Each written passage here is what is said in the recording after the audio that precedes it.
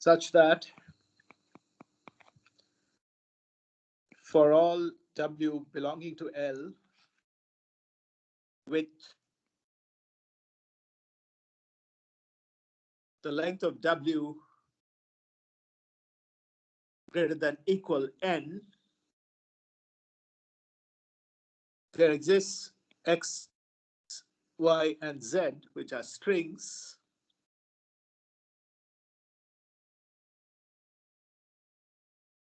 such that W can be decomposed into X, Y, Z. The string Y is not empty. The length of XY is less than or equal N. And finally, for all K greater than or equal 0, that is for all natural numbers K, X, Y to the K, Z belongs to L. So Y to the K is just Y repeated K times. So we saw one full example, or at least two examples, and we stopped at the third one of how to prove that a language is not regular. And this is the one we stopped at.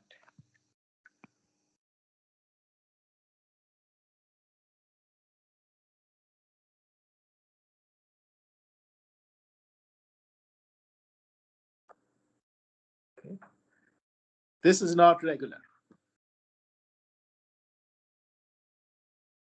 And you can assume that the alphabet is the singleton alphabet containing just 0, right?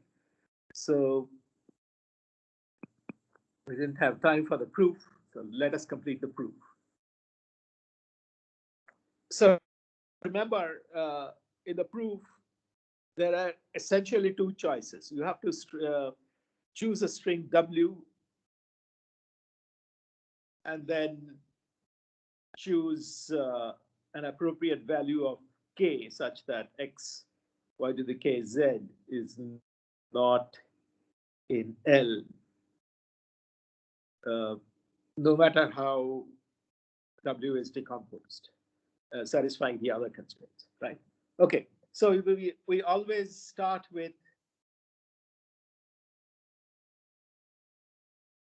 suppose L is regular. So all these proofs are proofs by contradiction. So you assume L is regular. Then we know that the pumping lemma is satisfied, and let N be the constant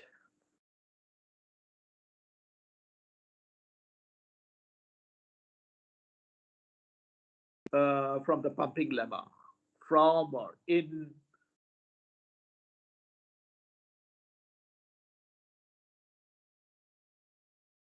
for L, of course, right? Then now we face a decision. We have to choose a string. So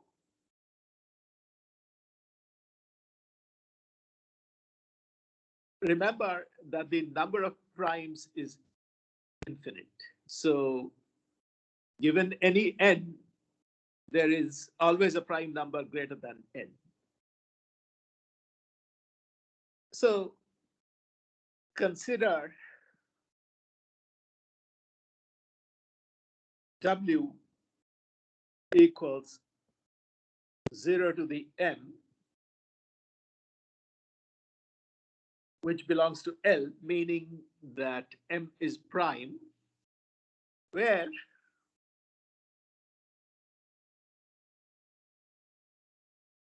m is greater than equal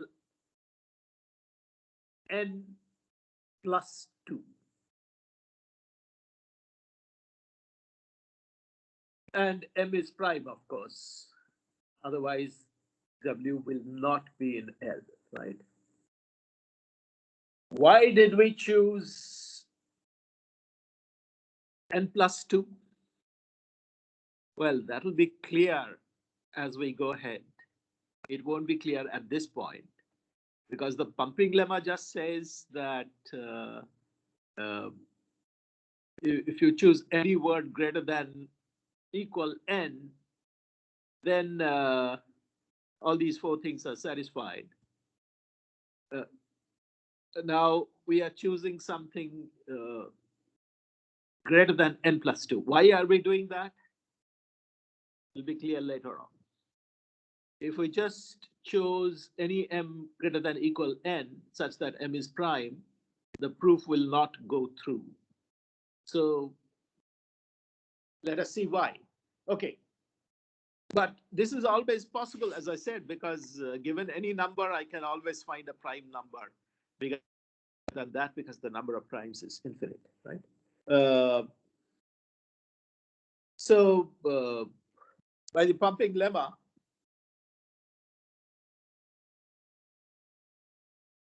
there exist x, y, and z.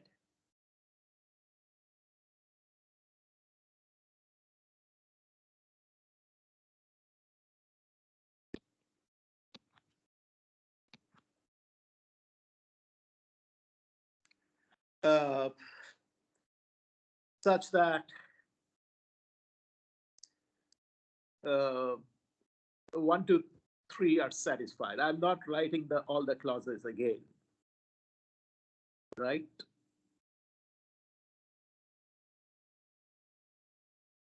Sorry, 1 to 4 are satisfied, right?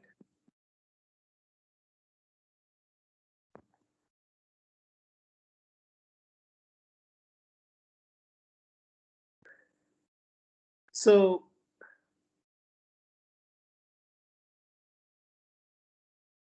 there exists x, y, and z. And since,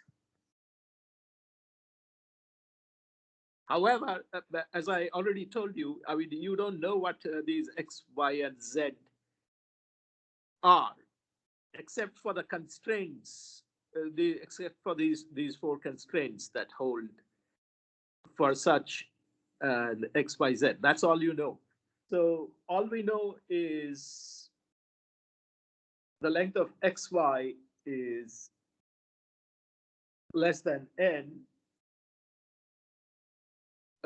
So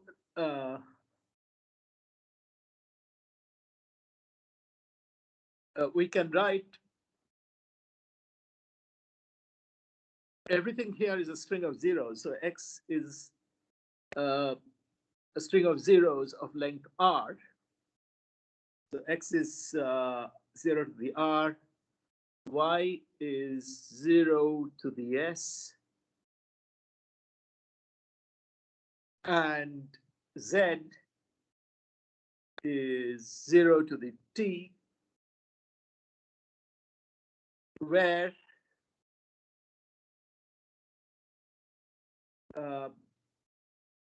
what else do we know?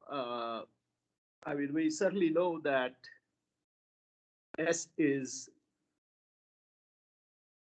greater than equal 1, and r and t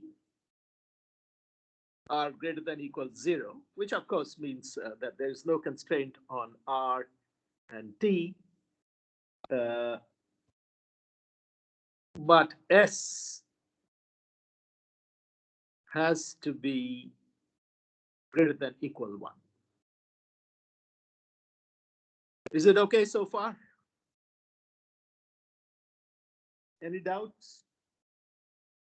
Because everything is a string of zeros. So let's just assume that x is r zeros and y is s zeros and z is t zeros.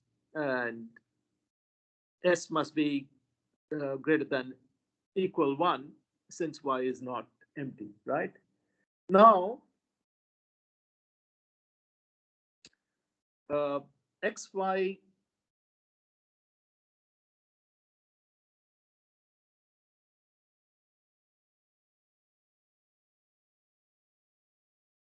z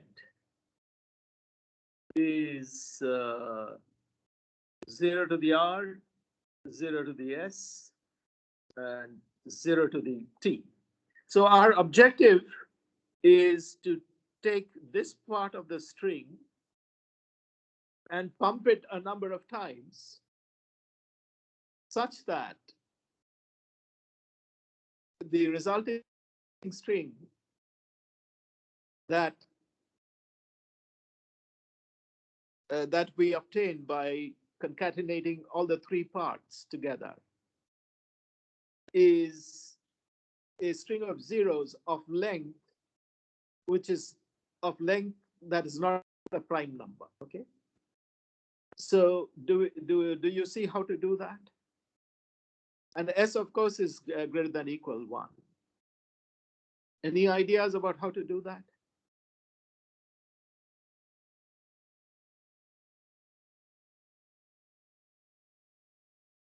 Sir, if RNS, RNTR even, then can we make it SS even, then ultimately it's not be a prime other than 2? Uh, no, that's not a. So you cannot. I mean, that's just one case. What about the other case? So in general, you can pump that part y r plus t times, right? Because the length of the rest of the string is r plus t. And if you pump this part r plus t times, then you get a total length which is a multiple of r plus t. Okay. So x y to the power r plus t z is 0 to the r, uh, 0 to the s,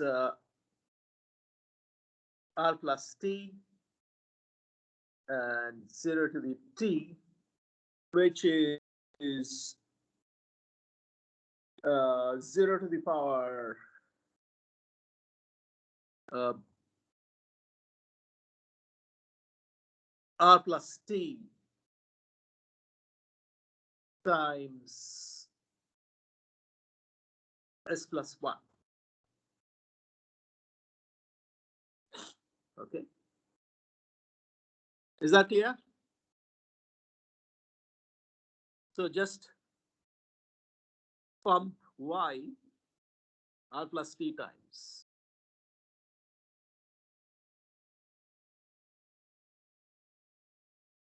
Pump the string y r plus t times. That's what we are doing. So is that clear? Now, can we claim straight away that we have arrived at a contradiction, that r plus t times s plus 1 is not a prime because it's a product? Can we say that?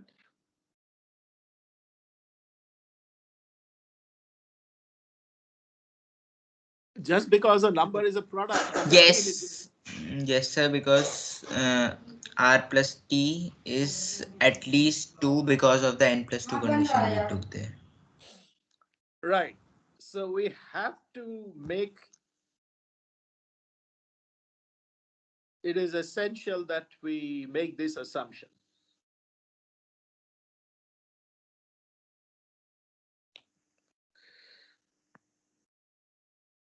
Okay. So we have what we have to show is both these factors r plus t and s plus 1 are greater than 1, right? Now s plus 1 is greater than 1 since since s is greater than or equal. Why is r plus t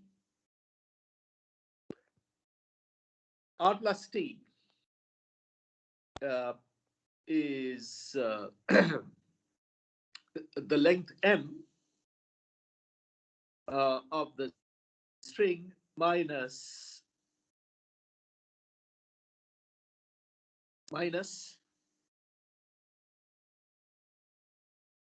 s, right?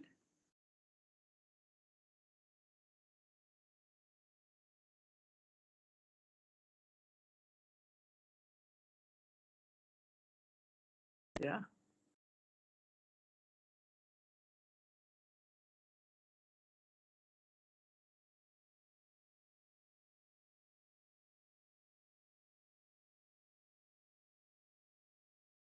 And M itself is uh, so what can we say about this? This is greater than equal to, since M itself is greater than n plus 2. And what about S? less than or equal to n.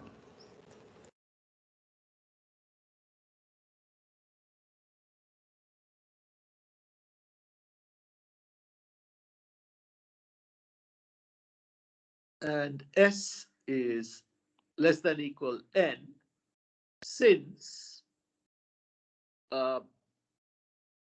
we have this constraint.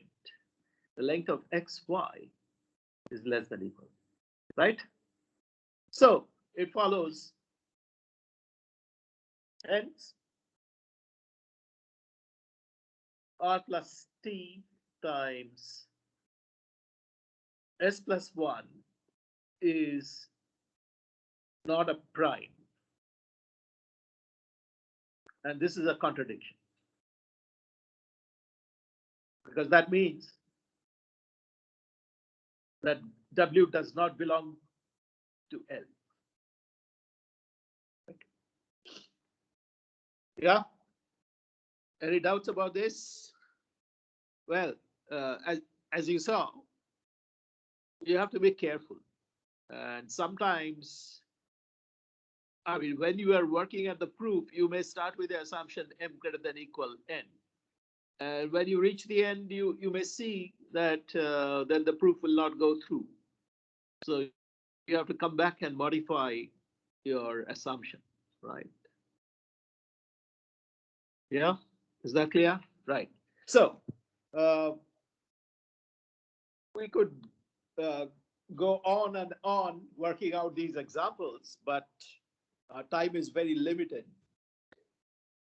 So I just want to take one example, and I'll not work it out. I leave the steps to you, but I just want to show you that sometimes there are bad choices of W for which the proof will not go through. Okay. So suppose you want to show that L is XX, where X is any string consisting of zeros and ones, and you want to show that this is not regular.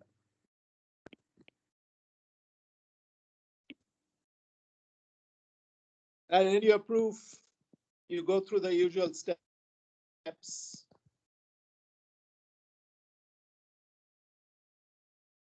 Suppose L is not regular.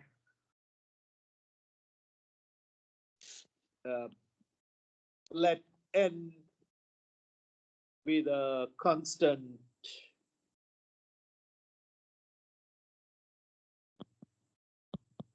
in the pumping lemma. And then suppose, and now it's time for you to choose a W of length greater than n, right? If you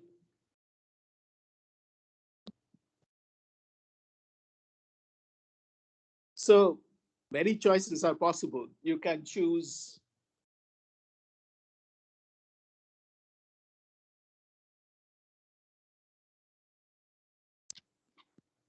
W to be this, right? This is a bad choice.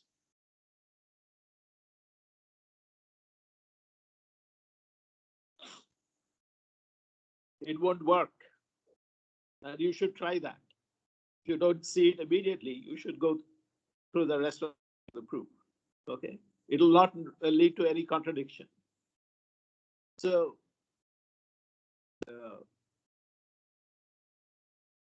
in order to arrive at the contradiction, you have to make a right choice of W. Okay. And similarly, here's another bad choice. 0, 1.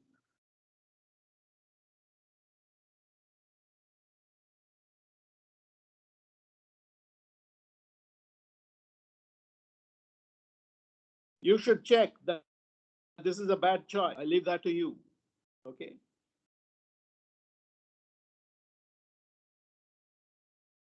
Here's an example of a good choice.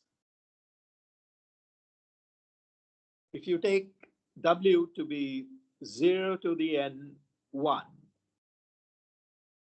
followed by 0 to the n 1, then this is good. This will work. Of course, you'll have to choose an appropriate k, but I leave that to you, right? So not all choices will lead to the contradiction that you want to happen, right? So, I mean, applying the pumping lemma is not a mechanical process. That's the point I'm getting at. You have to think in many cases. In some cases, the proof will go through without any thinking.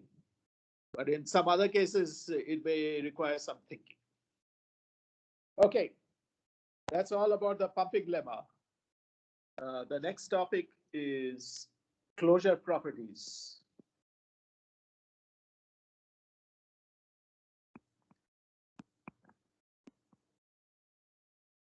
Of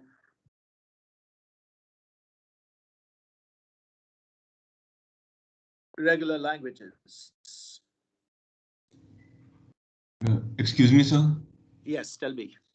So in the first case, yeah, here in the last example, in the first case, when W is equal to 0 raised to the power n, 0 raised to the power n. Right. Yeah, here if we take W is equal to XYZ, where Y is 0 and X is 0 raised to the power n minus 1. And won't that work, sir? I think that should work. You cannot choose X, Y, and Z.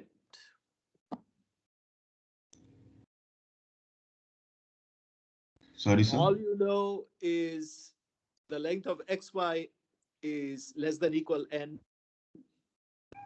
The length of Y is greater than excuse me, greater than 1, and you can pump Y as many times as you want, and the resulting string will again be in the language. You cannot choose X, Y, and Z, right? So you have to prove it for all possible choices. And if you look at what we have done so far, all the 3 examples, we have done just that. We have not assumed anything about X, Y, and Z.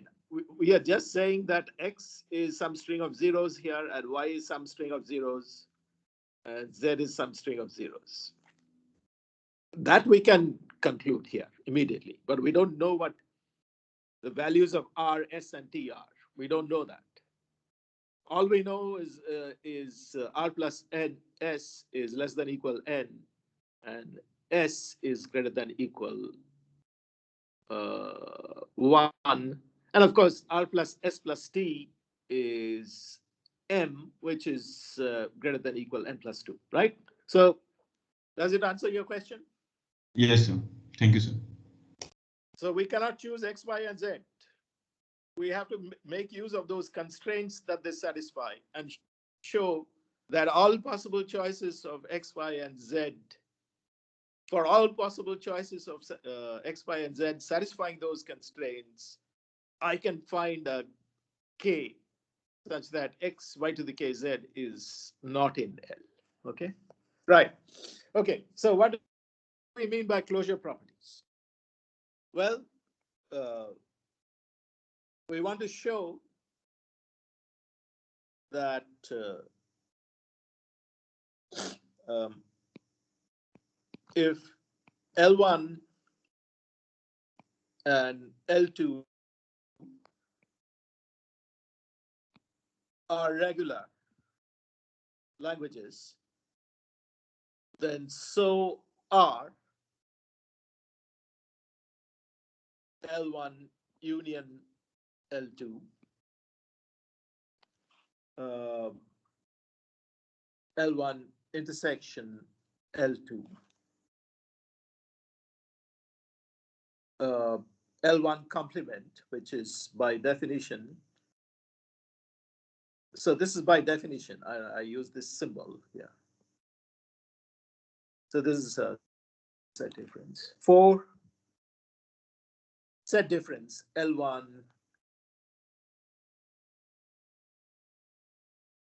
right? And many others such as reversal,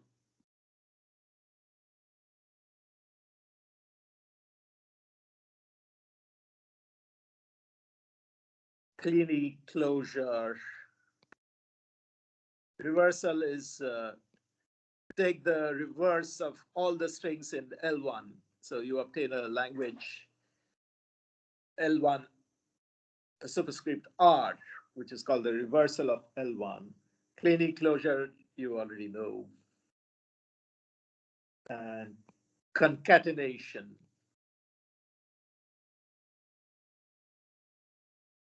And we may also look very briefly at homomorphism.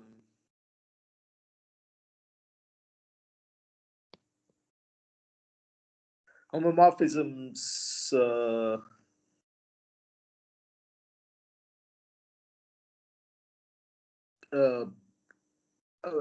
let me drop this now. It won't make any sense. Okay, so for now, let us prove these properties, right? And some of them are immediate from the definition of regular expressions and their relationship to regular languages, right? So which ones are immediate? Union. Oops. Union, concatenation, and Kleene closure. These are immediate, right? Why?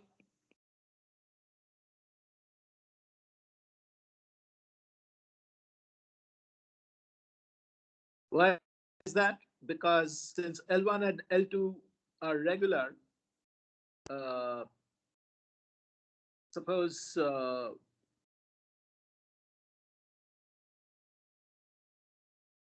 L1 is denoted by regular expression R1. Maybe I will use small letters here.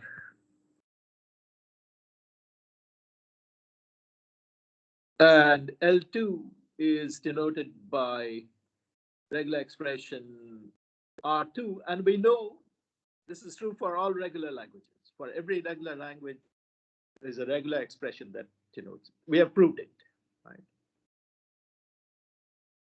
Because we showed how to convert a DFA to a regular expression, right?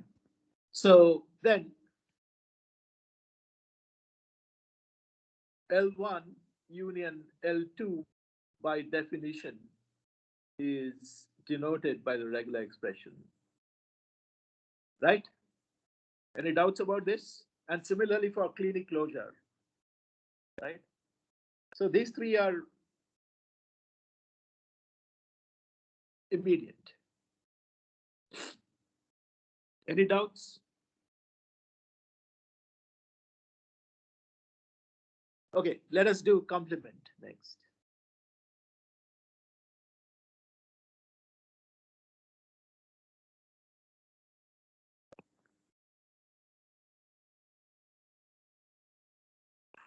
uh, suppose L is regular,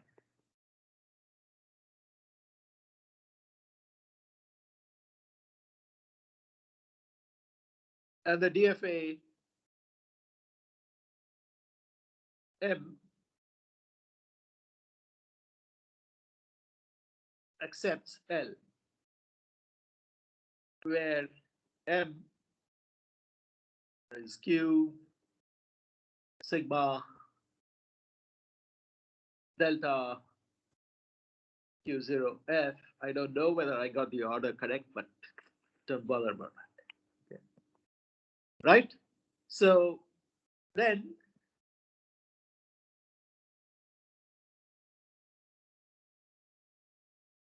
the DFA M bar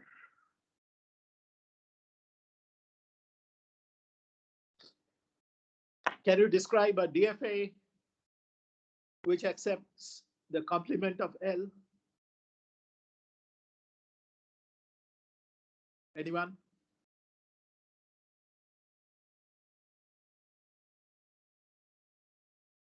You want to accept all the strings that are not accepted by Just make the states which were not accepting finally F to will be be accepting. to F will be complemented basically.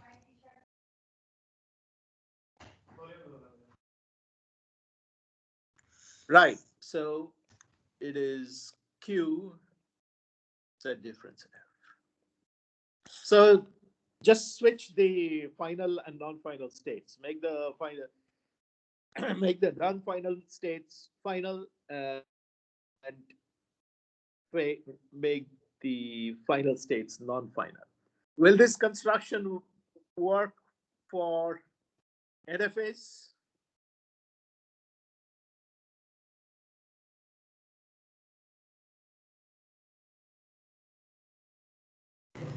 Oh, no, sir.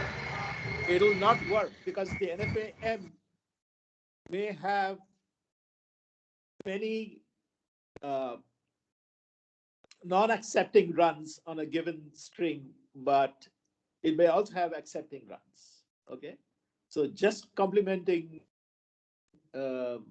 final and non-final states will not result in the correct automaton. So if you are given an NFA and if you are asked to find an automaton for which accepts the complement of the language, there is, at least we don't know of anything better than determinizing the NFA, going through the subset construction, and then complementing the DFA, resulting DFA. Okay, we don't know anything better than that. Well, there are some complexity results about this, but we won't talk so much about complexity in this course. And many of the classes, complexity classes, like NP and P space, you haven't even heard of. In fact, in this course, we are supposed to cover some of those, but I don't think we'll have time for all that. Anyway, so let us leave it at that. Once you have complement, intersection is easy.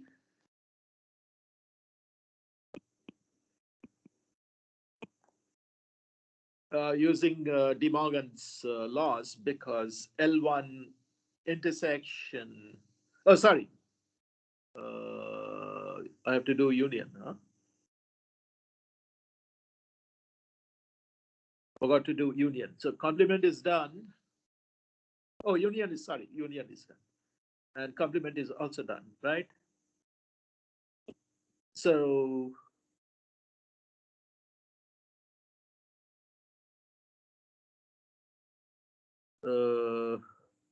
union is done, complement is done. So we can do intersection using De Morgan.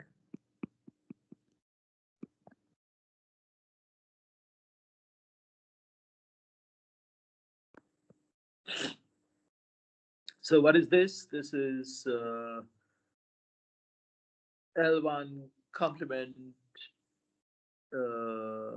union L2 complement, right? So the complement of the left-hand side is this. So if you take the complement of the whole thing, right? You take this whole thing and complement that. So this is De Morgan. But there's a direct construction, and that is important to know. It's called the product construction, often called the synchronous product.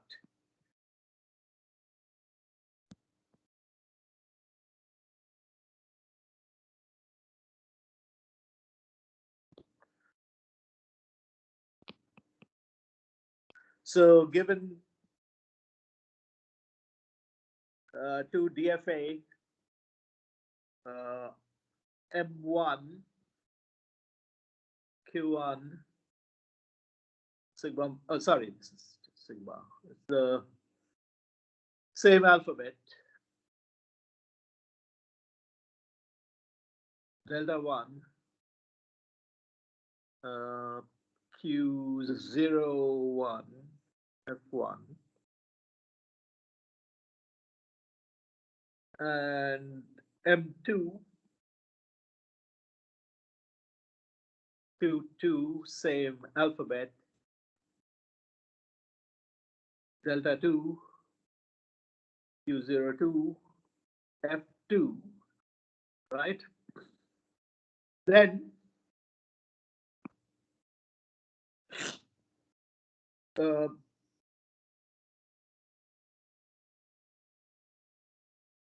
define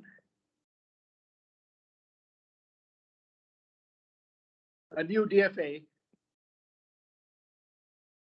M. The set of states is just the Cartesian product of the two sets of states. The alphabet is the same. There's a new definition of delta, which we'll see. And the initial state is the pair Q01, Q02. And the set of final states is F1 cross F2, right? Where delta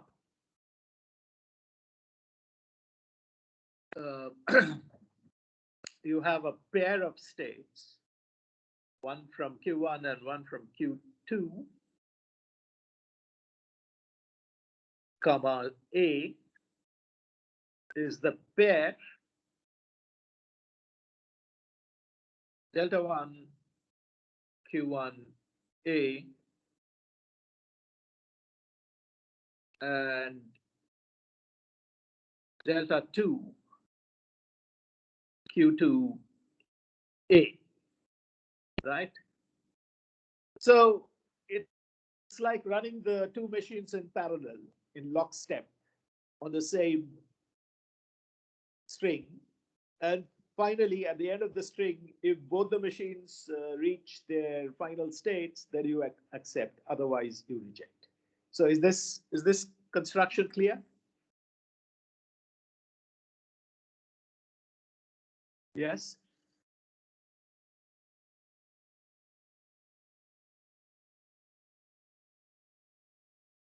Okay, so it's like something like a parallel composition where it's the concurrency is synchronous or lockstep concurrency. So both the machines move together, right?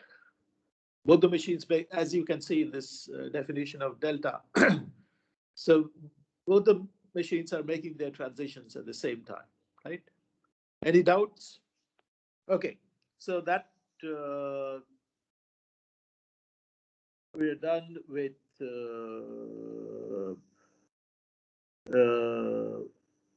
intersection. What about set difference?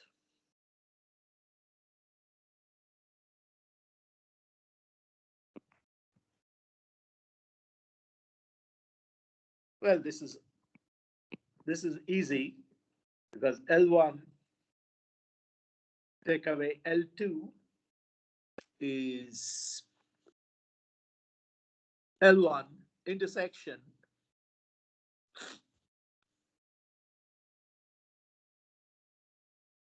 L2 complement. And we have already shown that regular languages are closed under intersection and complement. So that is also easy.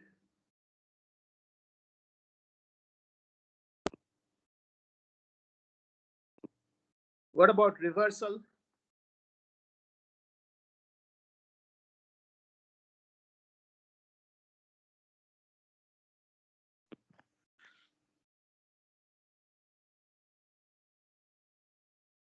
Uh, any ideas?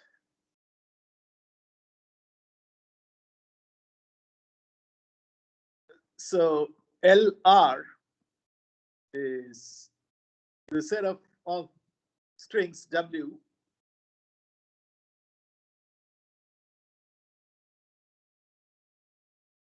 the reverse WR of W belongs to L. Okay. So if we take a DFA and just think of it as that graph, right? And reverse the direction of all the arrows and make all the final states initial and the initial state final. Intuitively, that is what we should be aiming at, except of course, that is neither a DFA nor an NFA because we'll have more than one initial state. But it's easy to fix that by adding epsilon transitions, right? So if we use an NFA with epsilon transitions, we can handle that. Any questions? I'm not going to spell it out. You do it as an exercise.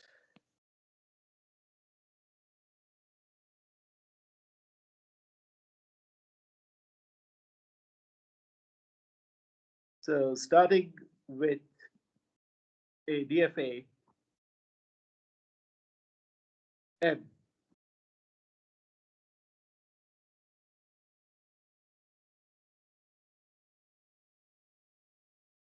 that accepts L, define an epsilon NFA MR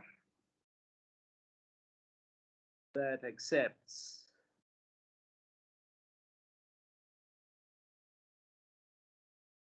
Do you have any doubts? Okay.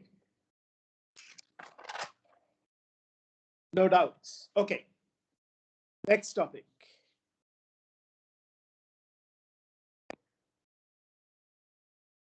Homomorphisms.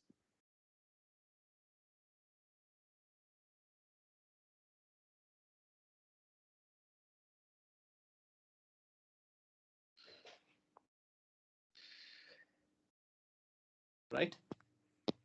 Okay, so what is a homomorphism? This is the definition. It's just like the homomorphism of groups and rings and fields and algebraic structures in general, right? I don't know whether you encountered them in your math courses or not, but we are going to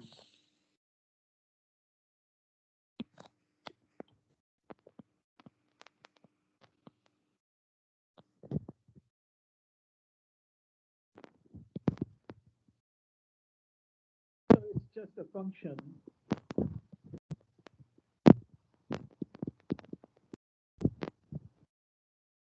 H from the alphabet. Well, 2, the set of strings on another alphabet delta, right? So this just replaces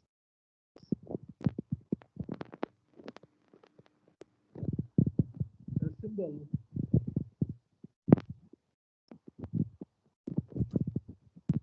by a string. So a symbol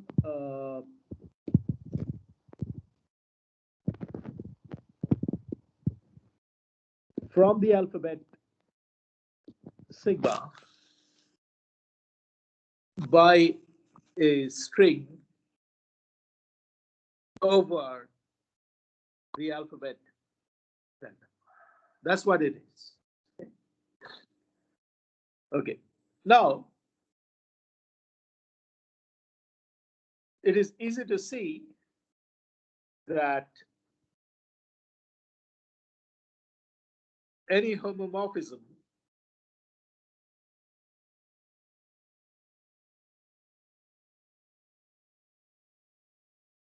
H from sigma to delta star can be extended to a function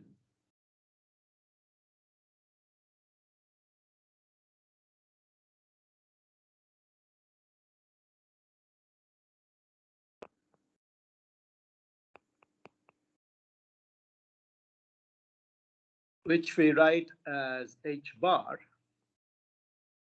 from sigma star to delta star. How? By induction, of course.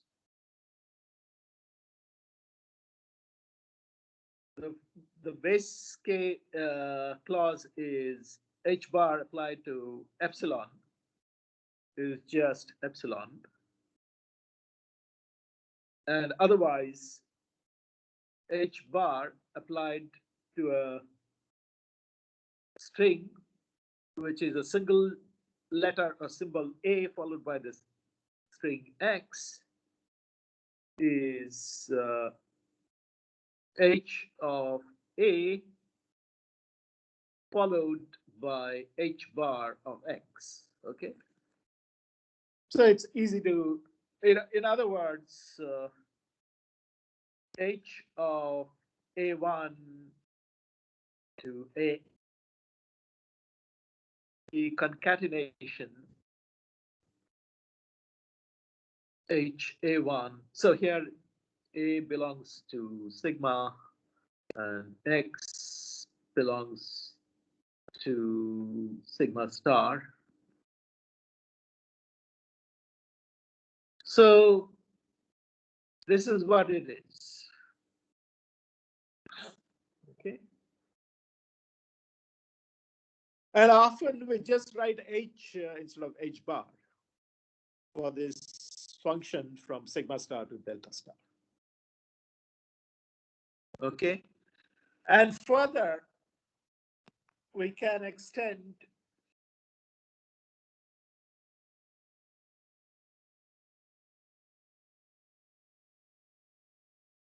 this function to not just strings, but to languages over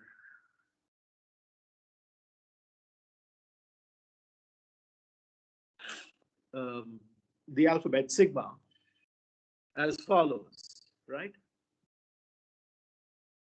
H of a language L, where L is a subset of sigma star, is just the set containing all HW, where W ranges over the elements of L.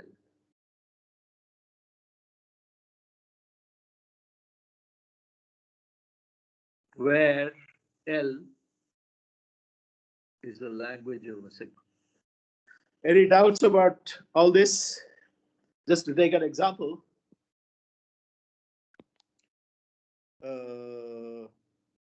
Suppose sigma is 0, 1, delta is this. So these are two alphabets. Then h of, suppose we define h of 0 is the string AB, and h of 1 is the empty string. So this is a homomorphism.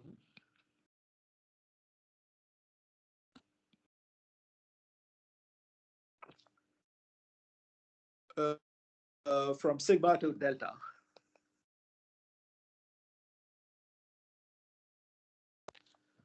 Right?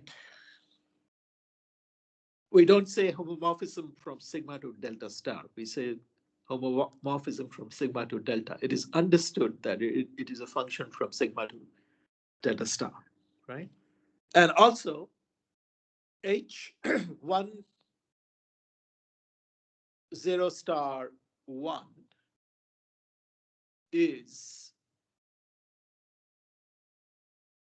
just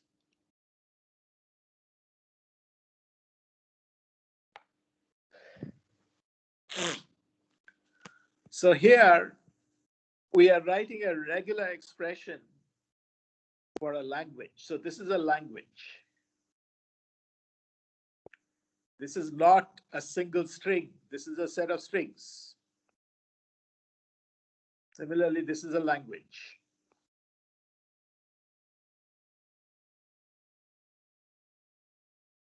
This is a language over sigma, and this is a language over delta, right? Here we are using a regular expression to denote a regular language. But of course, the notion of homomorphism is quite general. It applies to any language whatsoever, whether regular or not. So any doubts about the definition of homomorphism? And in the next class, that is tomorrow, what we are going to show is if L is a regular language over sigma and H is a homomorphism on sigma, then HL is also regular. That's what we are going to show. That is, regular languages are closed under homomorphic images. That's the way to say under words. So this is the homomorphic image.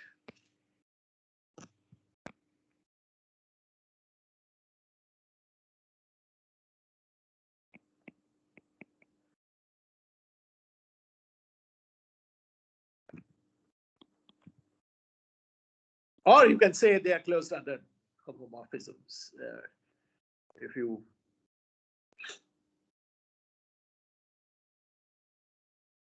I mean, that's a somewhat imprecise way of saying it, right?